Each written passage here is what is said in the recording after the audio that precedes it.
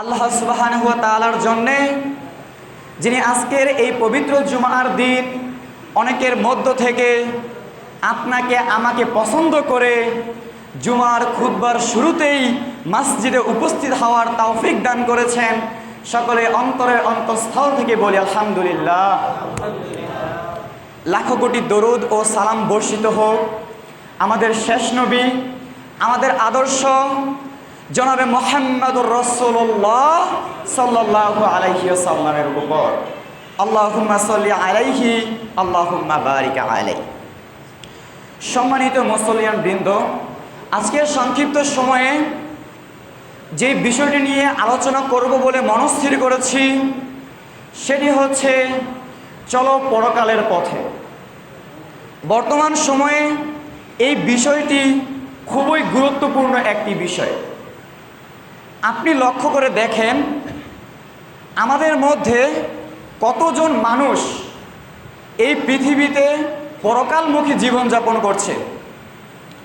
পুরো এলাকার মধ্যে, সমাজের মধ্যে কয়েকজন মানুষ ব্যতীত আপনি আর কাউকে খুঁজে পাবেন না যারা মনে করে যে আমাদের টার্গেট হচ্ছে পরকাল। তারা মনে করে আমাদের টার্গেট হচ্ছে পরকাল, আর বাকিরা সবাই পরকালের কথা ভুলতে বসেছে। তো এই বিষয়টি নিয়ে আজকে আলোচনা করব। আল্লাহ তাআলা কোরআন হাদিস থেকে তথ্যবহুল আলোচনা করার তৌফিক দান করুক, পামা তাওফিকি ইল্লা বিল্লাহ। প্রথমে আমরা জানব মানুষ কিভাবে দুনিয়াকে প্রাধান্য দেয়। কয়েকটা উদাহরণ দিলে আপনারা বুঝতে পারবেন। মনে করুন আসর কিংবা মাগরিবের সময় প্রায় সকল মানুষ কাজে ব্যস্ত থাকে। আপনি, আমি, আমরা যারা আছি সবাই কম বেশি কাজে ব্যস্ত থাকে। সেই সময়টাতে আজান শুনে আপনি যদি সলাতের জন্য মসজিদে আসেন তাহলে আপনি পরকালকে প্রাধান্য দিলেন। আর যদি আপনি আজান শোনার পরেও আপনার সেই কাজ আপনি চালিয়ে যান, আপনার কাজেই আপনি ব্যস্ত থাকেন, তাহলে আপনি দুনিয়াকে প্রাধান্য দিলেন। এরপর একজন মানুষ চাইলে এই দুনিয়াতে হালাল উপার্জন করতে পারে, আবার হারাম উপার্জন করতে পারে। যদি আপনি এই পৃথিবীতে হালাল উপার্জন করেন, হালাল জীবনযাপন করেন, তাহলে আপনি পরকালকে প্রাধান্য দিলেন। আর যদি আপনি হালাল হারাম মিশ্রিত করে জীবনযাপন করেন, কোনটা হালাল কোনটা হারাম এইগুলো আপনি বাছ বিচার না করেন, তাহলে আপনি দুনিয়াকে প্রাধান্য দিলেন। তো যারা এই দুনিয়াকে প্রাধান্য দিবে তাদের রেজাল্টটা কি, তাদের ফলাফলটা কি হবে? আল্লাহ তাআলা পবিত্র কোরআনুল কারীমের 2 নং সূরা, সূরা বাকারার 86 নং আয়াত আপনি খুলে দেখবেন। আল্লাহ তাআলা বলছেন, উলাইকাল্লাযীনা ইশতারাউল হায়াতাদ দুনিয়া বিল আখিরাহ ফালা ইউখাফফাফু আনহুমুল আযাব ওয়ালা হুম ইউনসারুন। আল্লাহ তাআলা বলছেন, যারা পরকালের জীবনের বিনিময়ে দুনিয়ার জীবনকে ক্রয় করে নিয়েছে, পরকালের আরাম আয়েশ ভোগ বিলাসের বিনিময়ে দুনিয়ার এই সামান্য, এই তুচ্ছ অস্থায়ী জীবনের সম্পদ, চাকচিক্য, আরাম আয়েশ ভোগ বিলাসকে সে ক্রয় করে নিয়েছে, বদলা করে নিয়েছে। আল্লাহ তাআলা বলছেন, ফালা ইউখাফফাফু আনহুমুল আযাব, তাদের শাস্তি আল্লাহ তাআলা বহু বহু গুণে বাড়িয়ে দিবেন।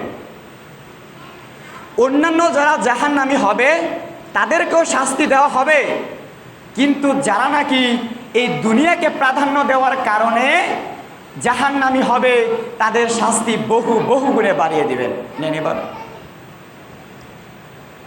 এরপর আল্লাহ তাআলা আয়াতের শেষ অংশে বলছেন, ওয়ালা হুম ইউনসারুন, তাদের কোনো সাহায্যকারী থাকবে না, তাদেরকে কেউ সাহায্য করবে না। এই দুনিয়াতে আমি যদি বিপদে পড়ি আপনি সাহায্যের জন্য এগিয়ে আসবেন, আপনি বিপদে পড়লে আমি সাহায্যের জন্য এগিয়ে যাব। অর্থাৎ দুনিয়াতে আমরা একে অপরকে সাহায্য করতে পারবো, কিন্তু পরকালে কেউ সাহায্যকারী থাকবে না, পরকালে কেউ সাহায্যকারী থাকবে না। এজন্যে আপনার আমার টার্গেট হতে হবে পরকাল।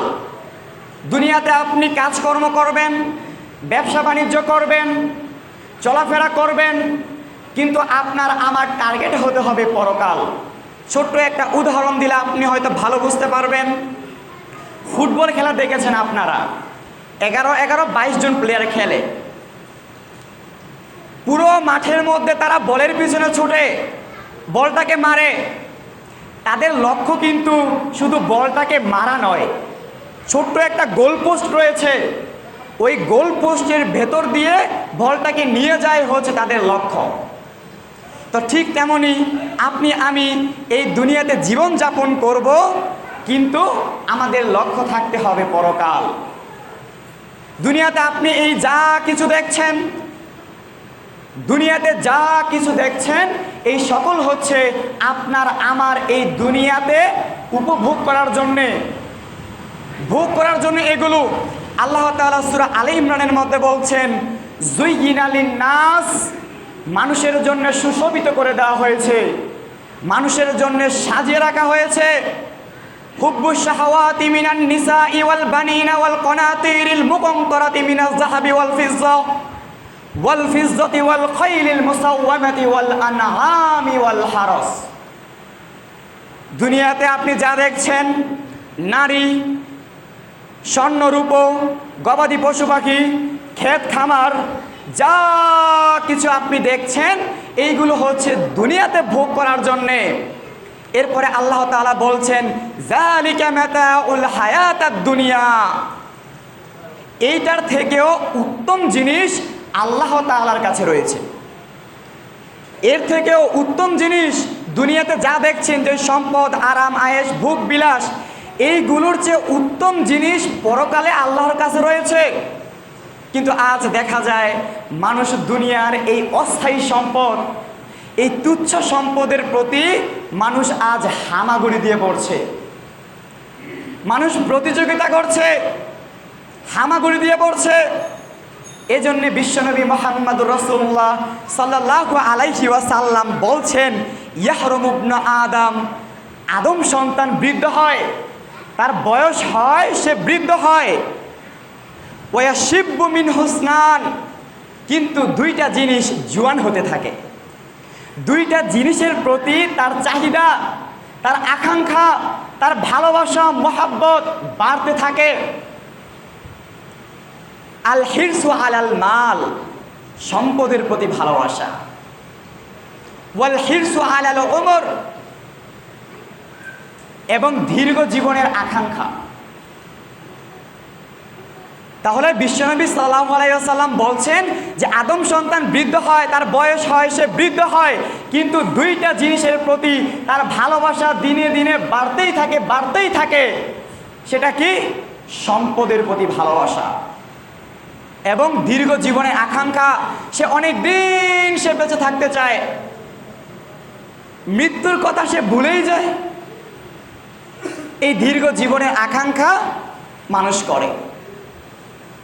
সেই 1450 বছর আগে আল্লাহ তাআলা কোরআনুল কারীমের মধ্যে নাজিল করে দিয়েছেন, ইয়া আইয়ুহাল্লাযীনা আমানু, ওহে ঈমানদারগণ, তোমরা যারা ঈমান এনেছ, লা তুলহিকুম আমওয়ালুকুম ওয়ালা আওলাদুকুম আন যিকরিল্লাহ ওয়া মান ইয়াফআল যালিকা ফাউলাইকা হুমুল খাসিরুন। আল্লাহ তাআলা বলছেন, যারা ঈমান এনেছে তাদেরকে বলছেন, মানে আমাদেরকে বলছেন, হে ঈমানদারগণ, তোমাদের ধন সম্পদ, সন্তান সন্ততি, এগুলোর মোহে পড়ে তোমরা আল্লাহর জিকির থেকে, আল্লাহর ইবাদত থেকে, আল্লাহকে স্মরণ করা থেকে তোমরা গাফেল থেকো না, দূরে থেকো না। আজ দেখেন আপনি, এমনটাই হচ্ছে। মানুষ এই দুনিয়ার অর্থ সম্পদ উপার্জনের জন্যে, দুনিয়াতে একটু ভালো থাকার জন্যে, আরাম আয়েশের জন্যে মানুষ আজ প্রতিযোগিতা করছে। উমুকের 5 তলা বাড়ি, আমার 10 তলা চাই। উমুকের 2টা গাড়ি, আমার 4টা গাড়ি চাই। এই যে অর্থের প্রতিযোগিতা মানুষকে এই দুনিয়ার প্রতি আকৃষ্ট করে দিচ্ছে। এই অর্থ উপার্জনের প্রতিযোগিতা মানুষকে এই দুনিয়ার প্রতি আকৃষ্ট করে দিচ্ছে। যার যত বেশি রয়েছে সে আরো তত বেশি কামনা করে, যার যত বেশি রয়েছে সে আরো তত বেশি চায়। এজন্যই কবি বলেছেন, এ জগতে হায় সেই বেশি চায়, আছে যার ভুরি ভুরি, রাজার হস্ত করে সমস্ত কাঙালের ধন চুরি। যার যত বেশি আছে সে আরো তত বেশি চায়। দেখবেন রাজার অঢেল সম্পদ রয়েছে, যেদিকে তাকায় সেদিকেই তার সম্পদ, সৈন্য সেনা, আরাম আয়েশ, ভোগ বিলাস, ভোজন সব কিছু রয়েছে। তারপরও সে কি করে?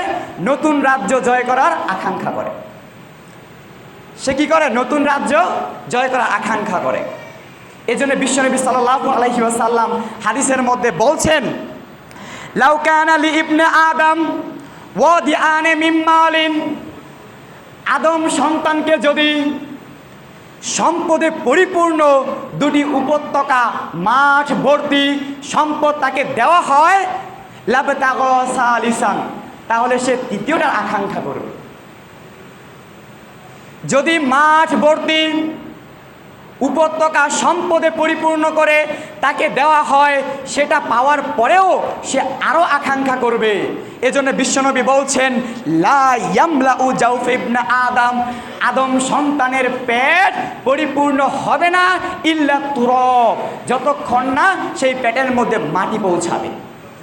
অর্থাৎ যতদিন না আদম সন্তান মারা যাবে, কবরের মাটি তার মুখের মধ্যে ঢুকে পেটে যাবে, ততদিন পর্যন্ত আদম সন্তানের এই চাহিদা, এই আকাঙ্ক্ষা, এই স্বপ্ন কোনো দিন শেষ হবে না। রাসূল সাল্লাল্লাহু আলাইহি ওয়াসাল্লাম বলেন, ফাআল্লাহি, আল্লাহর কসম, আল্লাহর শপথ, লাল ফাকরু আকশা আলাইকুম, আমি তোমাদের উপরে দরিদ্রতাকে ভয় করি না, আমি তোমাদের জন্য ভয় করি এই দুনিয়াকে তোমাদের জন্য প্রশস্ত করে দেওয়া হবে, যেমনটা করা হয়েছিল তোমাদের পূর্ববর্তীদের উপর। আর তোমরা এই দুনিয়ার অর্থ সম্পদ উপার্জনে তোমরা প্রতিযোগিতা করবে, যেমনটা করেছিল তোমাদের পূর্ববর্তীরা, যেমনটা করেছিল পূর্ববর্তীরা, তেমনইভাবে এই দুনিয়ার প্রতি আমরা আকৃষ্ট হয়ে যাব। দুনিয়ার অর্থ উপার্জনে আমরা একে অন্যের সাথে আমরা প্রতিযোগিতা করব। সম্মানিত মুসল্লিয়ান, আমি এই বাক্যগুলো আপনাকে কি দিয়ে বোঝাই? এই তুচ্ছ দুনিয়া পরকালের তুলনায় এটা কত ছোট, কতটা তুচ্ছ, আমি আপনাকে কি করে বোঝাই? আসুন হাদিস থেকে আপনাকে বোঝানোর চেষ্টা করি যে পরকালের আরাম আয়েশের তুলনায় এই দুনিয়াটা কত ছোট, দুনিয়াটা কত তুচ্ছ পরকালের তুলনায়। মনোযোগ দিয়ে শুনুন। রাসূল সাল্লাল্লাহু আলাইহি ওয়াসাল্লাম একদিন আলিয়া নামক একটা অঞ্চল থেকে মদিনায় ফেরার পথে একটা বাজার তিনি অতিক্রম করলেন। আশেপাশে লোকজন ছিল। তিনি বাজার অতিক্রম করতে করতে রাস্তার পাশে তিনি দেখলেন একটা মৃত ক্ষুদ্র কান বিশিষ্ট ছাগলের বাচ্চা, বকরির বাচ্চা রাস্তার পাশে পড়ে আছে। বিশ্বনবী সাল্লাল্লাহু আলাইহি ওয়াসাল্লাম ওই মৃত ক্ষুদ্র কান বিশিষ্ট বকরির বাচ্চাটার কাছে গিয়ে তার কানের মধ্যে ধরে উপস্থিত জনতাকে বললেন, আইয়ুকুম ইউহিব্বু আন্না হাযা লাহু বিদিরহামিন, ওহে উপস্থিত জনতা, তোমাদের মধ্যে কে আছে একটা দিরহামের বিনিময়ে এই মৃত ক্ষুদ্র বকরির বাচ্চাটা কিনতে তোমরা পছন্দ করবে? তখন সাহাবারা বললেন, মা নুহিব্বু আন্নাহু লানা বিশাইইন, হে আল্লাহর রাসূল, আমরা এটা কিনতে রাজি না, এটা আমরা কিনতে আমরা পছন্দ করব না। তখন রাসূল সাল্লাল্লাহু আলাইহি ওয়াসাল্লাম বলছেন, তোমাদের মধ্যে কে আছো কোনো মূল্য ছাড়া এই মৃত ক্ষুদ্র কান বিশিষ্ট বকরির বাচ্চাটা তোমরা নিতে ইচ্ছুক? তখন উপস্থিত সাহাবারা বলছেন, হে আল্লাহর রাসূল, এই বকরির বাচ্চাটা যদি জীবিত থাকতো তাও তো এটা ত্রুটিপূর্ণ, কানগুলো ছোট ছোট, এখন তো সেটা মৃত, তাহলে এটা নিয়ে আমরা কি করব? আমরা এটা অপছন্দ করি, এটা আমরা নিতে ইচ্ছুক নই।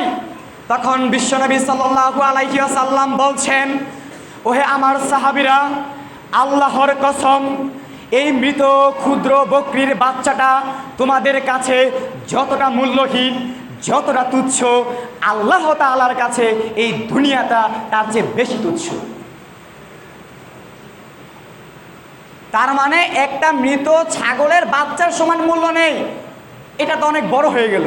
আরেকটি হাদিসের মধ্যে আছে, রাসূল সাল্লাল্লাহু আলাইহি ওয়াসাল্লাম বলছেন, আল্লাহ তাআলার কাছে যদি এই দুনিয়ার যা কিছু রয়েছে, এই দুনিয়ার যা কিছু রয়েছে, এই সব কিছুর মূল্য যদি একটা মশার পাখনার সমানও মূল্য দাম থাকতো, তাহলে আল্লাহ তাআলা এই পৃথিবীতে কোনো কাফেরের বাচ্চাকে এক ডোব পানি পান করাতেন না। আমি মনে হয় বুঝাতে পারিনি। একটা মশার পাখনার মূল্য কত? এটা কোনো মূল্য আছে? বলেন, এটা কোনো মূল্য আছে? মশার পাখনার তো কোনো মূল্যই নাই, কোনো মূল্য নাই। তো এটার সাথে তুলনা করা হয়েছে যে একটা মশার পাখনার সমপরিমাণ দাম এই দুনিয়ার নেই।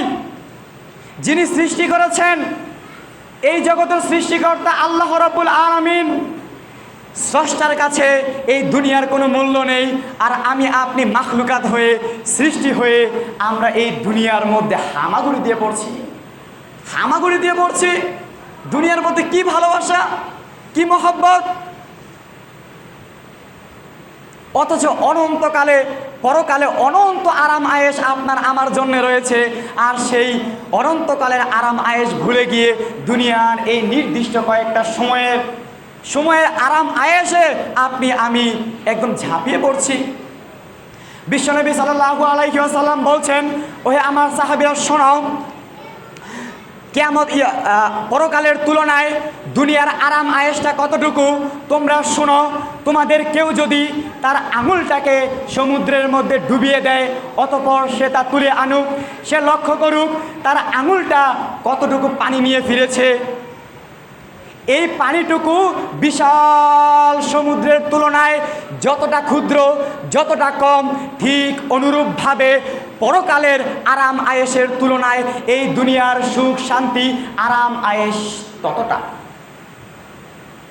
বিশ্বনবী বলছেন, তোমাদের কেউ বিশাল মরুভূমির মধ্যে তার হাতের আংটিটা খুলে ফেলুক, সে লক্ষ্য করুক বিশাল মরুভূমির তুলনায় তার আংটিটা কতটা ছোট, কতটা ক্ষুদ্র। ঠিক তেমনি পরকালের আরাম আয়েশের তুলনায়, পরকালের জীবনের তুলনায় এই দুনিয়াটা ততটা ক্ষুদ্র। বুঝাতে পারিনি। একটা উদাহরণ আপনাকে দেই। মনে করুন একজন মানুষকে এই পৃথিবীতে 1000 তলা 100টা ভবন তাকে দেওয়া হলো, বাড়ি গাড়ি যা চেয়েছে সে তাকে তাই দেওয়া হয়েছে।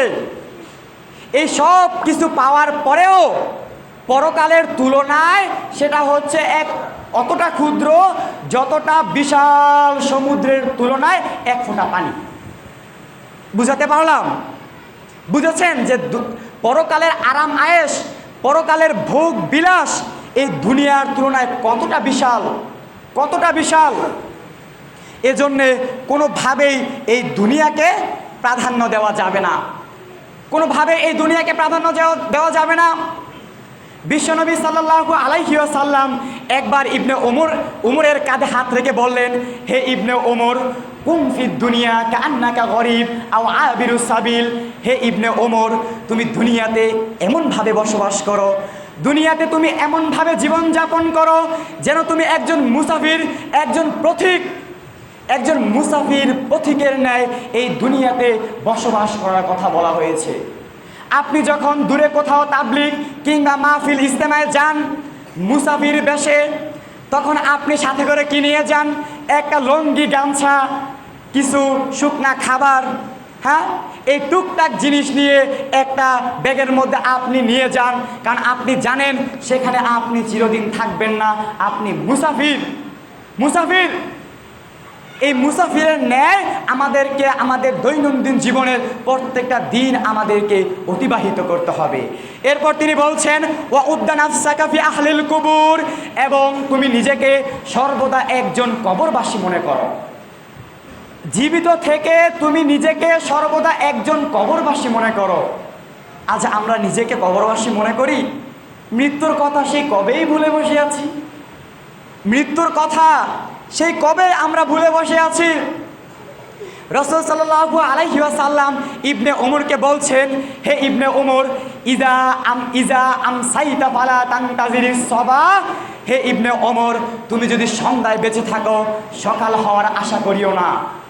যদি তুমি সন্ধ্যায় বেঁচে থাকো সকালের সময়টা তুমি পাবে এই আশা তুমি করিও না। ওয়া ইজা আসবাহাতা ফালা তানতাজিরিল মাসা, এবং তুমি যদি সকালে বেঁচে থাকো তাহলে সন্ধ্যা হওয়ার আকাঙ্ক্ষা, সন্ধ্যায় বেঁচে থাকবে এই আশা তুমি করিও না। মনে করুন একজন আসামির সকাল 6টায় তার ফাঁসি কার্যকর, তো 3টা বাজে তাকে প্রস্তুত করা হলো। এখন তাকে যদি দুনিয়াতে যত সুন্দর নারী রয়েছে, দুনিয়াতে যত মদ রয়েছে যা সে পছন্দ করে, যত হারাম জিনিস রয়েছে, এই সবগুলো যদি তাকে এনে তাকে দেওয়া হয়, আপনি বিবেকটা খাটিয়ে বলেন তো সে কি কখনো ওই পাপ কাজে লিপ্ত হবে? সে কি কখনো ওই মদ পান করবে? বলেন, করবে? করবে না। কেন? কারণ সে জানে 2 ঘন্টা পরেই তার মৃত্যু, ফাঁসি, তার মৃত্যু অবধারিত। যখন আপনি আপনার মধ্যে এই চিন্তা চেতনা নিয়ে আসবেন তখনই আপনি আমি পাপ কাজ থেকে বিরত থাকতে পারবো, তখনই আপনি আমি হারাম ছেড়ে হালাল উপার্জন করতে পারবো, হালাল জীবন যাপন করতে পারবো। যখন আপনার আমার মধ্যে এই মন মানসিকতা তৈরি হবে তখন আপনি জুলুম করবেন না, তখন আপনি মাপে কম দিবেন না, ব্যবসায় ধোঁকাবাজি করবেন না, আপনি হালাল জীবন যাপন করবেন, আপনি হালাল জীবন যাপন করবেন। বিশ্বনবী সাল্লাল্লাহু আলাইহি ওয়াসাল্লাম এই দুনিয়াতে তিনি চিরদিন থাকার সুযোগ পাননি। তিনি এই দুনিয়াতে ছিলেন কিন্তু দুনিয়াদারি করেননি। রাসূল সাল্লাল্লাহু আলাইহি ওয়াসাল্লাম চাইলে এই দুনিয়াতে তিনি অনেক সম্পদের মালিক হতে পারতেন, তিনি চাইলে অনেক আরাম আয়েশে তিনি থাকতে পারতেন। হাদিসের মধ্যে এসেছে একদিন জিবরাইল আলাইহিস সালাম আল্লাহর রাসূলের কাছে আসলো, এসে বলল, হে আল্লাহর রাসূল, আল্লাহ তাআলা আপনাকে ওই যে উপত্যকাটা দেখছেন, ওই যে মাঠটা দেখছেন, এই মাঠটাকে স্বর্ণ দ্বারা পরিপূর্ণ করে দিতে চাচ্ছেন, আপনি কি নিতে যাচ্ছেন? তখন রাসূল সাল্লাল্লাহু আলাইহি ওয়াসাল্লাম বলছেন, আমি এটা নিতে চাই না।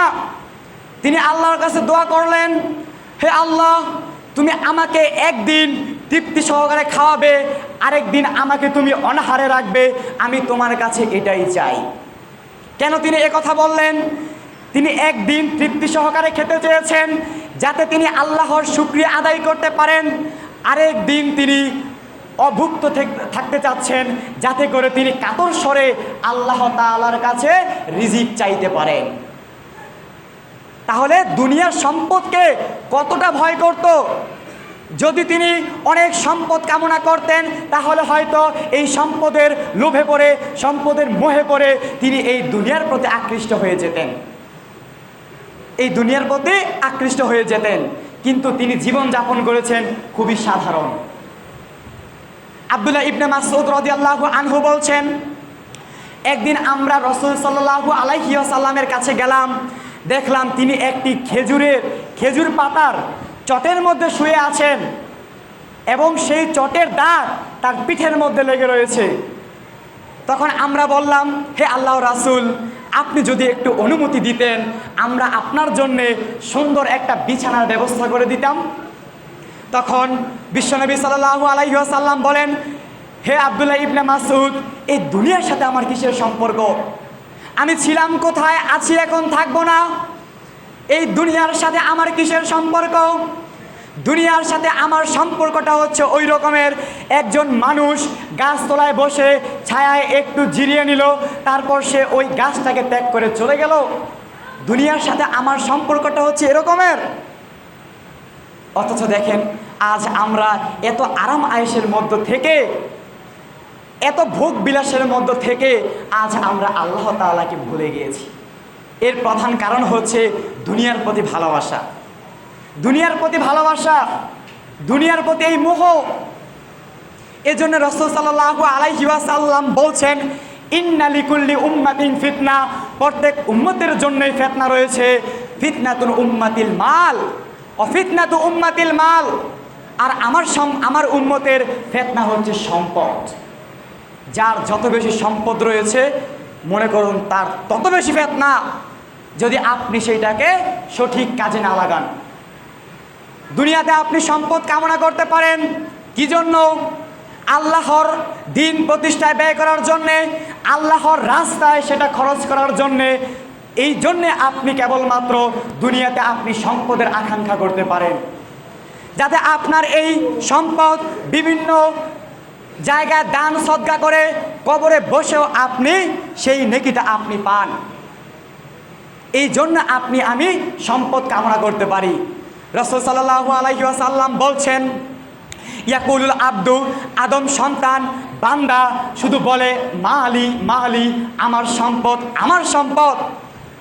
মানুষ শুধু বলে যে মালি মালি, আমার সম্পদ আমার সম্পদ। ওই মালিহি মিম মালিহি সালাসা, তিনটা জিনিস ব্যতীত আর কোনো কিছুই আপনার আমার নয়। তিনটা জিনিস কি?